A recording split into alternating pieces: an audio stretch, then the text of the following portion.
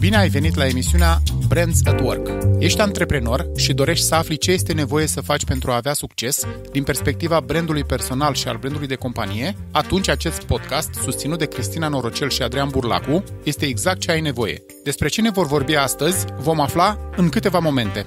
Bună ziua tuturor și bine ați venit la un nou episod Brands at Work. De data aceasta, gazda dumneavoastră Cristina Norocel, cu un invitat care a mai fost la noi și vă spun sincer, am vrut să mai avem încă o dată pe Mirela în podcastul nostru pentru că Mirela, am o surpriză pentru tine și să știi că podcasturile de fapt, mi se pare că am făcut două pe care noi le-am făcut împreună, au avut succes, au fost ascultate și înseamnă că, uite, podcastul în sine ca și instrument de marketing este din ce în ce mai căutat și apreciat atât de oamenii de marketing cât și de antreprenori.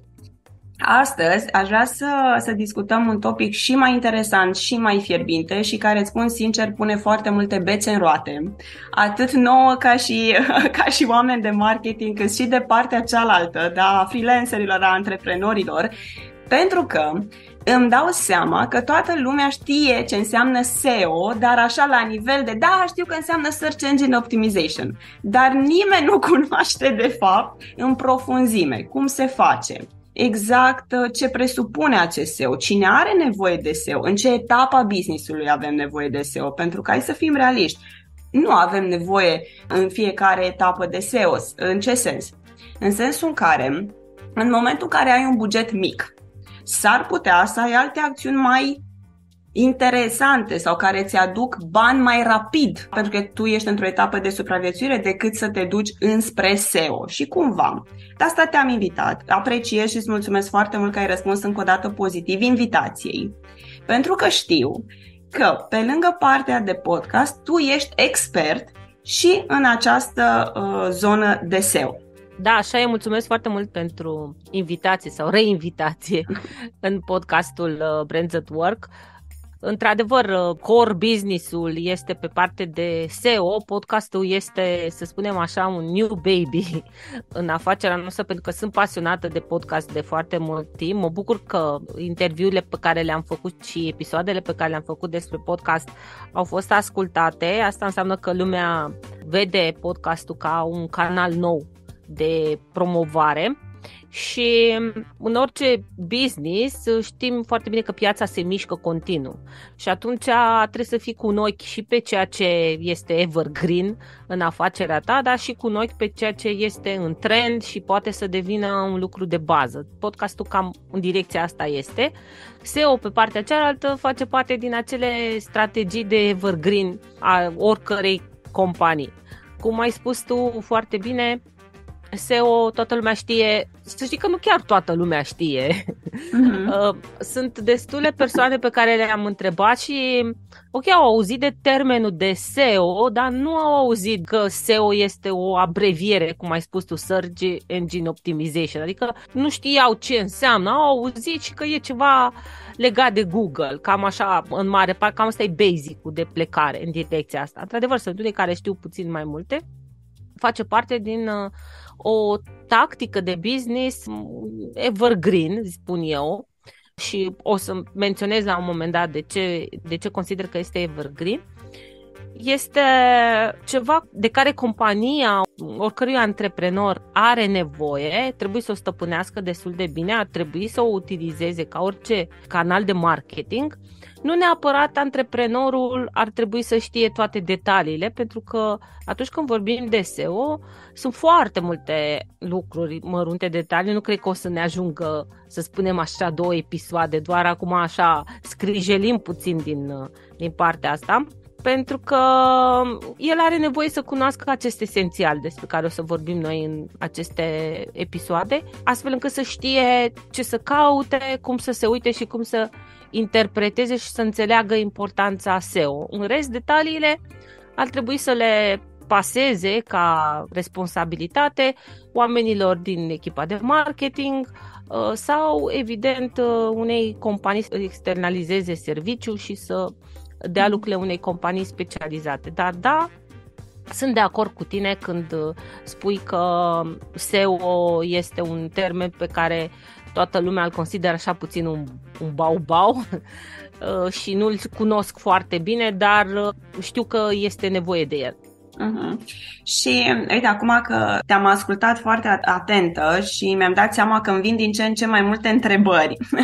În primul rând, hai să definim ce este SEO. După care, ok, eu înțeleg că toată lumea are nevoie. E clar, toată lumea, respectiv toate business-urile. Însă, aș vrea puțin să intrăm mai în profunzime și să vedem exact momentul în care avem nevoie de SEO. De ce zic momentul? Hai să spun cu ce m-am confruntat eu din experiența mea proprie și sunt convinsă că și tu. Pentru că și tu ești un om strateg și tu la rândul tău faci niște strategii de marketing. Observ din ce în ce mai multe persoane care sunt antreprenori, care, repet, poate sunt la început de drum. Sunt în etapa care noi o numim supraviețuirea business-ului. Și ei în momentul respectiv, de fapt, au nevoie și, de fapt, vor și brand awareness, vor și vânzări, vor și lead-uri, vor, da? Însă bugetul lor este unul foarte limitat. În momentul în care direcționează o mare parte din buget înspre SEO, pentru că vom vedea și vom discuta că SEO nu este ieftin, nu este ieftin. De ce? Pentru că implică foarte multă muncă în spate. În momentul respectiv fiind și un instrument care e de durată pentru a vedea rezultate, atunci încep să intervină niște frustrări, bineînțeles, din partea antreprenorului, care el zice, păi ok, dar nu sunt primul în Google, dar nu îmi vin atât de multe vânzări, da? Și cumva aș vrea ca cei care ne ascultă să înțeleagă exact la ce ajută SEO, în cât timp să se aștepte să vadă niște rezultate în momentul în care fac SEO și cumva care ar fi bugetul pe care ar trebui să-l direcționeze înspre partea aceasta de SEO. Deci sunt foarte multe care aș vrea să le discutăm. Mă bucur că vii tu să le spui. De ce spun asta? Spun sincer, pentru că eu de multe ori în podcasturi s-ar putea să fiu privit așa ca polițistul rău, care eu tot timpul cer și tot timpul dau cu biciul. Nu este vorba despre asta, vorbesc din experiență proprie. Și hai să începem cu început. Ce este SEO, Mirela? Ce este SEO? Păi, SEO este, plecând de la ce ai spus tu înainte, Search Engine Optimization. Asta înseamnă, în traducerea românească, optimizarea căutorilor, motoarelor de căutare, în special ale lui Google. Am să fac această precizare, în special ale lui Google, pentru că lumea trebuie să înțeleagă că Google nu este singurul motor de căutare din lume. Într-adevăr, este cel mai utilizat motor de căutare, însă nu este singurul, sunt și alte motoare de căutare și chiar vreau să fac această precizare pentru că este nevoie puțin să gândim sau să ne uităm din când în când și la nivel strategic, și anume să spun că la nivel mondial, marile puteri, bineînțeles care sunt Statele Unite, Rusia, de ce nu, China, lumea asiatică, și-au construit sau se luptă și din acest punct de vedere a modului în care informația ajunge la oamenii lor, la, nu știu, electorat sau așa mai departe. Și și-au dezvoltat motoare de căutare proprii, cel puțin partea asiatică, chinezii, au reprimat, de exemplu, motor de căutare Google și au un motor de căutare a lor special, unde filtrează informațiile în funcție de interesele lor. Mai există motoare care sunt gestionate de partea India, unde iarăși știm că este o populație foarte mare.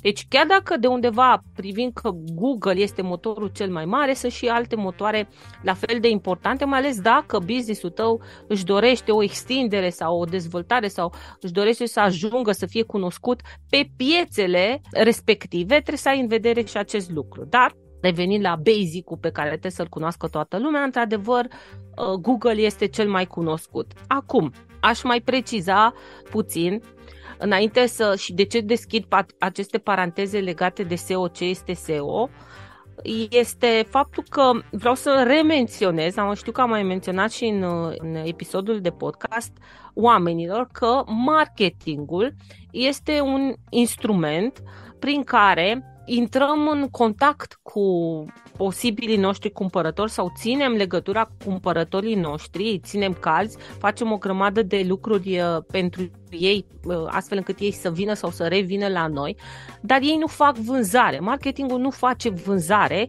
și de aceea frustrările oamenilor cum că nu sunt în prima pagină, nu sunt pe primul loc pentru orice lucru pe care îl fac eu, pentru orice produs, orice serviciu și așa mai departe, nu este treaba, cum să spun, neapărat a marketingului sau a SEO. Nu înseamnă că SEO nu își face treaba bine sau serviciu sau oamenii de marketing nu fac treaba bine acolo, nu are legătură directă. Da? Deci oamenii trebuie să înțeleagă că asta nu înseamnă că lucrurile nu se fac bine doar pentru că tu nu ești într-un anumit moment primul pe o anumită poziție sau un anumit keyword. Dar Search Engine Optimization asta înseamnă că noi căutăm să ne facem cunoscuți în lume, da? Până la urmă vrem să ne cunoască oamenii, să ajungem în fața lor, să știe despre noi. Uite că există firma cutărică care are produsele astea, serviciile astea, la prețurile astea. Vrem să ne afle lumea cât mai mult. De la dezvoltarea internetului încoace și explozia foarte mare a tot ceea ce înseamnă online și mutarea oamenilor până și din punct de vedere social și a discuțiilor și a prietenilor în mediul online, e clar că această ieșire în fața celorlalți are un interes mult mai mare când se produce în mediul online și avem nevoie să ieșim, cum să spunem, în strada omului când el este în online și atunci avem social media unde facem acest lucru, pe canalele de social media unde stă lumea să discute și vrem să ieșim în ochii lui, în drumul lui, a posibilului nostru client, dar la fel și când omul caută pe Google. Mai toată lumea s-a obișnuit și deja este un trend chiar și pentru persoanele mai în vârstă. Părinții mei, mama mea acum s-a obișnuit una, două când are o întrebare sau nu găsește o rețetă sau orice lucru, gata, mă duc și caut pe Google. Deci s-a format acest obicei că pentru orice lucru găsești răspuns pe Google și atunci din ce în ce mai multă lume caută pe Google, din ce în ce mai multă lume caută de mai multe ori sau cu o frecvență mult mai mare informații prin motorul de căutare Google. Și atunci este normal să vrem să fim cât mai expuși și cât mai vizibili în ceea ce caută omul. Însă cum ne găsește omul? Pentru că toată lumea este acolo și știm foarte bine că atunci când noi căutăm în acea căsuță de search din Google, Google ne întoarce niște răspunsuri.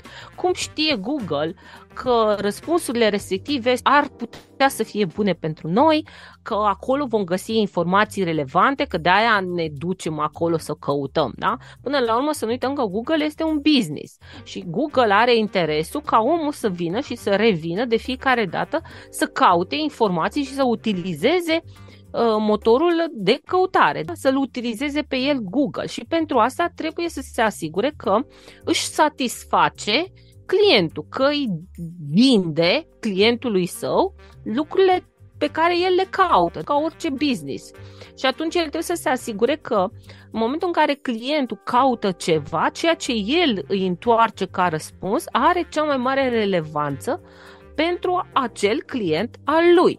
Dar pentru asta, fiind vorba de milioane, sute de milioane, nici nu pot să spun exact, nu am o cifră exactă, dar e clar că sunt extrem de multe informații pe Google, da, în online apar zilnic noi informații, nu se poate manevra acest lucru sau nu se poate managerui acest lucru într-un mod manual. Și atunci are nevoie să folosească niște automatizări, niște sisteme, un soft, un AI de inteligență artificială, o grămadă de coduri și de programe prin care să găsească filtrele potrivite, să ruleze împreună acele programe și să se cheme, cum să spun, una pe alta, astfel încât să poată să deducă din acele rezultate pe care le primește care este relevanța informației pentru criteriul de căutare a omului respectiv.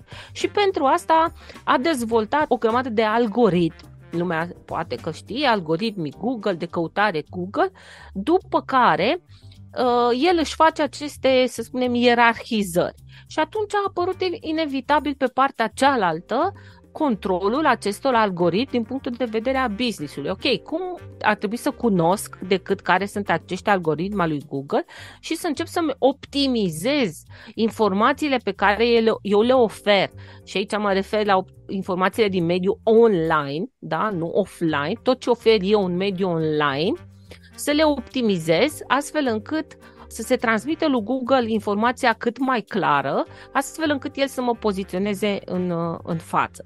Deci Google Search Optimization, asta înseamnă acea strategie prin care eu fac demersurile, acțiunile necesare pentru a mă poziționa față de Google, astfel încât el să mă înțeleagă mult mai bine din punct de vedere a informației pe care eu o ofer potențialului meu client care folosește acea căsuță de search și eu vreau să ajung la el. Bun, și care este diferența? Sunt convinsă că cei care ne ascultă, mai ales cei care sunt interesați de a un business și vor să facă SEO, sunt convinsă că prima etapă, da, merg către agenții specializate sau cer oferte. Și în ofertele respective, cu siguranță au văzut SEO on page și SEO off page, da? Și aș vrea să-i lămurim ce înseamnă SEO on page, ce înseamnă SEO off page și care sunt diferențele între ele și la ce să fie atenți. Adică sunt convinsă că marea majoritate nu știu ce înseamnă astea, știi? Mai e o chestie ce am observat asta așa pentru fun, că să nu fim așa serioși. Îmi dau seama că la ofertele astea care vin și de la agenții, care într-adevăr sunt specializate, știi, folosesc cuvinte care sunt absolut convinsă că pentru cei care citesc contract este așa un fel de mambo-jumbo, știi? Nu înțeleg nimic, dar dau foarte bine că e cantitate mare de informații acolo, știi? Și cumva asta aș vrea să le explicăm oamenilor. Ce înseamnă? Dacă probabil on page cred că este destul de ușor de înțeles, cred că toată lumea înțelege, dar te las pe tine să explici. Da, nu este vorba doar de SEO on page, există și SEO tehnic. Sunt trei elemente. Într-adevăr, ofertele agențiilor, companiilor care fac SEO, cum este și agenția noastră, par așa puțin mai științifico-fantastice sau chinezării. O să discutăm poate altă dată și rolul acestor detalii de acolo, tocmai pentru că antreprenorii nu știu, sunt foarte multe lucruri care trebuie să făcute pe parte de SEO și antreprenorul nu le cunoaște și atunci tu ca agenție trebuie să le specifici de acolo din oferte și din contract, pentru că ele implică resurse, costuri, investiție, timp pe care tu mai departe trebuie să le recuperezi prin niște sume de bani și trebuie să le ai trecute astfel încât antreprenorul să nu vină să spună dar n-am știut de asta sau n-am știut de asta sau n-am știut de asta și atunci de-aia se trec acolo. Dar cum spuneam și la început, pe de altă parte, antreprenorul nu trebuie să cunoască extrem de multe detalii, dar trebuie să aibă o idee, să știe să citească puțin o ofertă, să aibă o idee despre lucrurile principale. Și da, unul dintre principalii termeni ar fi aceștia, SEO online, offline, SEO tehnic. Cum spuneam, Google are o grămadă de criterii după care își ia informația. El nu poate să înțeleagă dacă ceea ce scrii tu, de exemplu, într-un articol este relevant pentru cel care face căutarea pe un anumit termen. Dar nu știe cât de valoroasă este informația ta în comparație cu informația pe care o oferă, nu știu, un alt site sau în altă companie. Și atunci trebuie să pună mai multe instrumente, mai mulți KPI-uri, să spunem, dacă vrem noi din punctul nostru de vedere, astfel încât corelate între ele răspunsurile la acele măsurători, la acele instrumente, să-i dea lui elementul cum că informația noastră este valoroasă. Și atunci aceste instrumente sunt împărțite în aceste categorii de SEO online, SEO offline și SEO tehnic. SEO din pagină, SEO on page, este SEO paginii respective, da? Că este vorba de un landscape, că este vorba de home, că este vorba de un articol, este ceea ce se optimizează din punct de vedere a strategiei SEO în pagina respectivă, și anume că există acolo un keyword principal, un cuvânt cheie, în jurul căruia ai construit pagina respectivă sau unul principal, 2, 3 secundare, că titlul articolului respectiv sau a paginii respective conține keyword-ul respectiv, că URL-ul paginii respective conține keyword-ul respectiv, că în text este keyword-ul împărțit după anumite criterii, adică Google nu vrea să abuzezi de astfel de strategii și să folosești prea des keyword-ul respectiv în detrimentul unei citiri cursive și frumoase a informației și în detrimentul relevanței informației. Și atunci, ca să poată să preîntâmpine sau să penalizeze pe cineva care face chestia asta, are niște instrumente suplimentare din on-page. Și anume, modul de distribuire a keyword-ului respectiv în pagină, în funcție de numărul de cuvinte pe care le ai în pagină, trebuie să existe o anumită distanță între cuvintele cheie utilizate, adică nu trebuie să fie îngrămădite toate, de exemplu, în prima parte a articolului și după aceea deloc. La fel, numărul de utilizări ale keyword-ului în pagină iarăși contează foarte mult în funcție de lungimea articolului. Dacă sunt prea multe în funcție de lungime, iarăși te poate penaliza, adică trebuie să existe un optim între de câte ori utilizezi cuvântul cheie și lungimea lui. Dacă îl utilizezi de prea puține ori, Google nu își mai dă seama dacă acela este cuvântul cheie relevant, pentru că este utilizat odată sau poate de 2 ori. De exemplu, pentru un articol de 500-600 de cuvinte, numărul de utilizări a unui cuvânt cheie, cuvântului cheie principal, ar trebui să fie în medie de 3-4 ori. Trebuie să ai grijă și de acest lucru. Apoi, sunt alte elemente. Informația să fie foarte lizibilă, citibilă, spune Google, să nu fie dificilă de citit, adică să nu conțină propozițiile foarte lungi, începi undeva paragraful și mai termini, pui punct după 5 rânduri sau 6 rânduri. Ai propozițiile să fie destul de scurte, să nu conțină poate mai mult de 20 de cuvinte, să existe foarte multe aliniate, să existe titluri de subcapitole sau subcapitole, heads, head 1, head 2, head 3, pentru cei care mai au tangență cu SEO.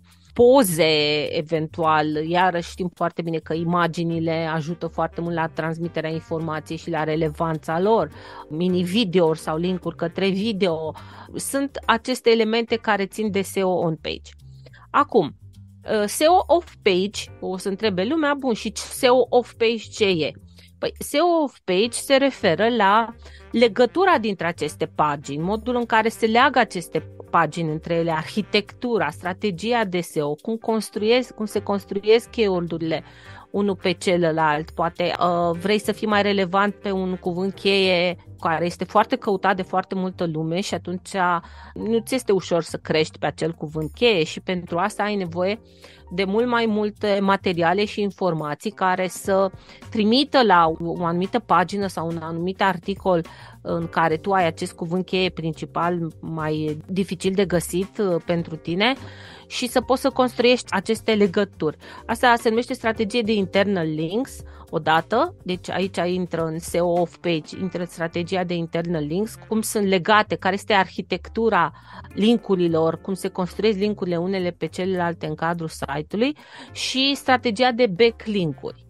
Iarăși la backlink-uri este într-adevăr o strategie. De ce? Pentru că Google spune în felul următor. Vorbeam anterior că pentru a putea să vadă dacă tu ești relevant are nevoie de mai multe informații. Una dintre informațiile destul de importante este câtă lume te menționează pe tine mai departe, pe site-urile lor și care site-uri, pentru că iarăși aici și-au construit o grămadă de instrumente pentru a depista abuzurile sau falsurile. Și atunci vrea să vadă că site-urile care trimit către tine nu sunt niște site-uri pe care tu le-ai cumpărat sau care, nu au relevanță cu domeniul în care tu te dezvolți sau, poate sunt ok, dar sunt foarte noi pe piață și atunci intervine partea de autoritate. Ce autoritate are site-ul respectiv, da? Poate o să putem vorbi odată și de autoritate, pentru că la rândul tău și tu îți construiești o autoritate prin strategia SEO și atunci vei fi relevant pentru alții, dar are nevoie de aceste chestii. Asta se face strategia de backlink-uri. Backlink-uri nu vin neapărat din alte site-uri, se contorizează aici și referințele care vin sau vizitele pe care le fac oamenii în site-ul tău, din social media, din alte canale, deci cum vine lumea, câtă lume vine, cu ce frecvență, cât de mult stă omul la tine pe pagină. De exemplu, una dintre regulile de SEO offline este că un cititor ar trebui să stea în medie 2 minute pe pagină respectivă. Asta înseamnă că tu ar trebui să faci un articol puțin mai lung, mai complex, ca să poată să stea lumea acolo 2 minute în medie. Media receptivă știm foarte bine că crește în momentul în care numărul de vizite cresc. Ca să crească numărul de vizite, să-ți faci o strategie de a te duce cu informația în social media sau în diverse locuri cât mai mult. Deci ai o întreagă strategie mult mai puternică și mai costisitoare și mai complexă, strategia de offline în afară de cea online. Iar SEO tehnic presupune acele instrumente ale lui Google care țin de chestii tehnice legate de website-ul tău în special. Și anume, viteza de încărcare a paginilor este extrem de importantă. Cu toții știm că dacă vrem să dăm click pe un link și durează puțin să se încarce pagina respectivă sau iarăși mai dăm un click și nu se încarcă sau se încarcă deficitar, renunțăm, nu mai plecăm de acolo și ne ducem pe un alt site. Și atunci Google nu vrea ca acel client al lui să aibă astfel de experiențe negative. Asta înseamnă pentru el că nu și-a făcut treaba cum trebuie și te penalizează pe tine în această direcție. Spune ok, până nu-ți rezolvi chestiile astea, o să rămâi puțin în spate față de alții. Deci te declasează după criteriul respectiv. Asta nu înseamnă că nu poți să ai alte criterii mult mai bune la care tu să performezi mult mai bine decât alții și de fapt ăsta să nu fie o mare pierdere, dar în ultimul timp acest element de viteză de încărcare a paginilor a crescut în ponderea calculelor lui Google. Și aici sunt multe alte lucruri care țin. Cum reușești să încrezi viteza site-ului? Păi tot Google ne dă un instrument de page speed în care ne dă acolo detalii ce putem să corectăm, în special imaginile sunt deficitare, încărcăm imagini foarte mari, nu le comprimăm, formatele pe care le utilizăm nu neapărat utilizăm formatele care să fie cele mai agreate de către Google, textele alternative, descrierile pozelor, la special textul alternativ nu conține cuvântul cheie. Sunt mai multe astfel de lucruri care țin de partea tehnică.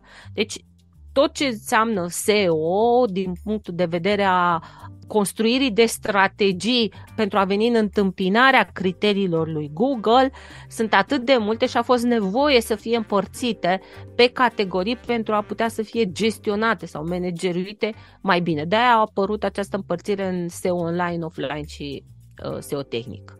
Ai văzut că n-am zis nimic, te-am ascultat cu foarte mare atenție.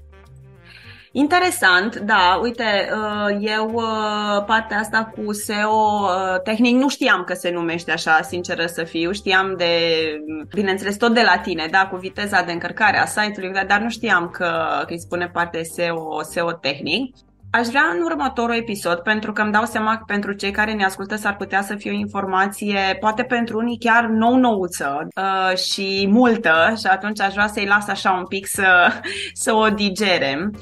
Și aș vrea să mai facem împreună, Mirela, un episod, pentru că îmi dau seama că este un topic stufos, putem să-l comprimăm într-un singur episod. Adică pentru data viitoare aș vrea să vorbim de cine are nevoie de SEO, în ce etapă, așa cum spuneam, și un subiect puțin sensibil, și anume, să te gândești așa până data viitoare, sunt multe firme specializate în acest domeniu care în momentul în care fac ofertă chiar fac un disclaimer în care ei spun că, nu știu, în decurs de 3 luni, în decurs de 4 luni, 6 luni, whatever, noi îți garantăm că vei fi pe prima pagină sau pe primul loc în Google și cumva aș vrea să ne spui tu,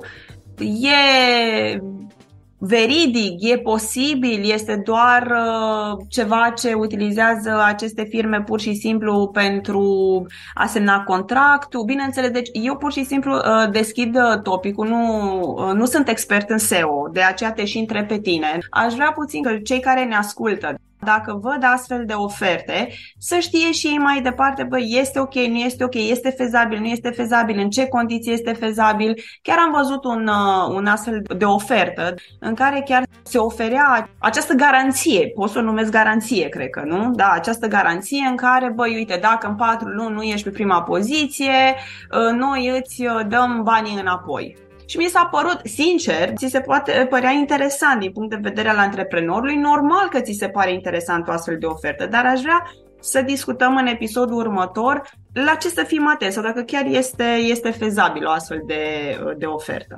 Mirela, îți mulțumesc mult! Mulțumesc și pentru eu. Această intervenție și până data viitoare toate cele bune. La revedere! Ai ascultat emisiunea Brands at Work, o producție Eu Gândesc. Pentru mai multe informații legate de emisiunea pe care tocmai ai ascultat-o, vizitează-ne pe www.mentorideromania.ro.